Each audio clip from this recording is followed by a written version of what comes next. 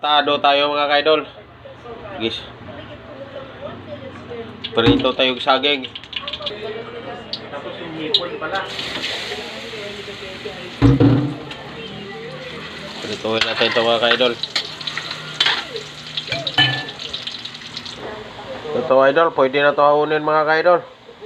Pulang-pula na. Gisa na tayo ng sibuyas bawang mga kaidol. Ayan na. Estopado, hilonggo mga kaidol.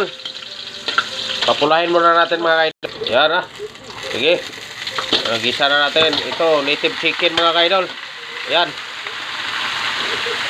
6 na pirasong native chicken. Gawin natin estopado mga kaidol.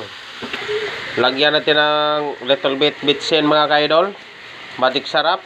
Ayan, matik sarap. Kunting toyo, pampalasa. Oyster sauce. Ayan, oyster sauce. Laurel. At saka paminta. Ayan mga kaidol. Estopado ilonggo mga kaidol. Ayan. Yan guys. Palambutin natin. Lagyan natin kunting sabaw guys. Nagisa na natin yan. May lasa na. Palambutin natin yan guys. Ayan. Lagyan natin kunting suka mga kaidol para hindi mapanis to. Kasi bukas pa to. Kunting suka. I-pressure cooker natin mga kaidol. Para lalambot yung estopado natin. Yan mga kaidol. Lagyan natin ng Sprite. Yan. Pampalambot.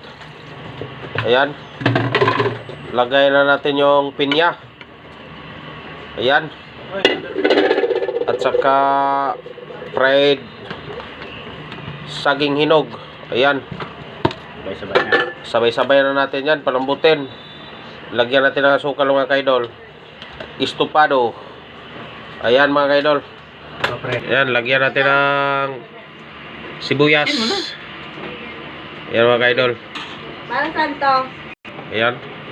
I-pressure natin mga kaidol para bilis lambot. Thank you.